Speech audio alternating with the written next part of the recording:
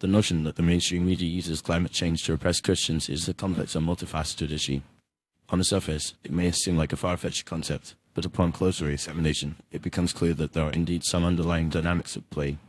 To understand this phenomenon, it's essential to consider the role of the media in shaping public opinion and the ways in which climate change has become a polarizing issue. Firstly, it's crucial to acknowledge that the mainstream media has a significant influence on public perception and discourse. The media has the power to shape the narrative around climate change, determining what aspects of the issue are highlighted and how they are presented.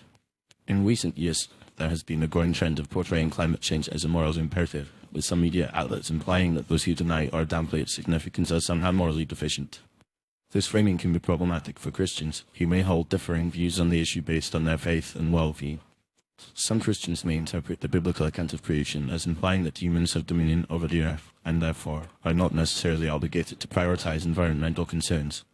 Others may believe that climate change is a natural phenomenon that is outside of human control, and that efforts to mitigate its effects are ultimately futile.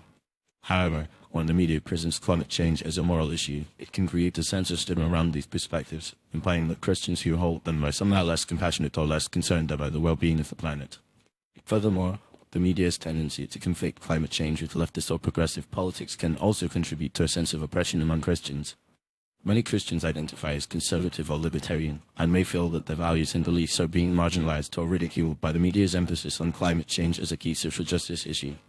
This can create a sense of disconnection and disillusionment among Christians who may feel that their concerns and perspectives are not being represented in the public discourse.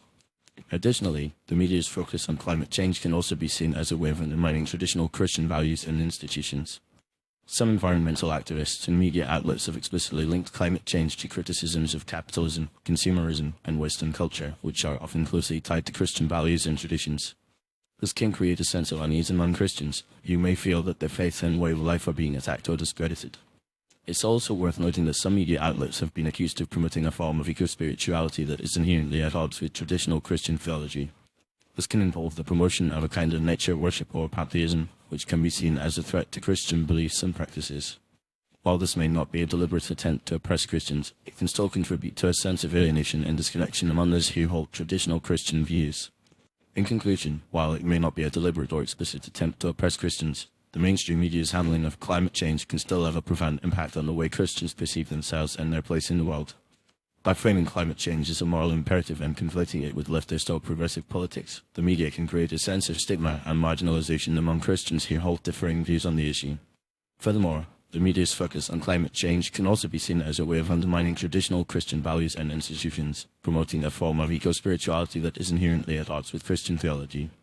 As such, it's essential for Christians to be aware of these dynamics and to engage in the public discourse around climate change in a way that is thoughtful, nuanced, and respectful of differing perspectives.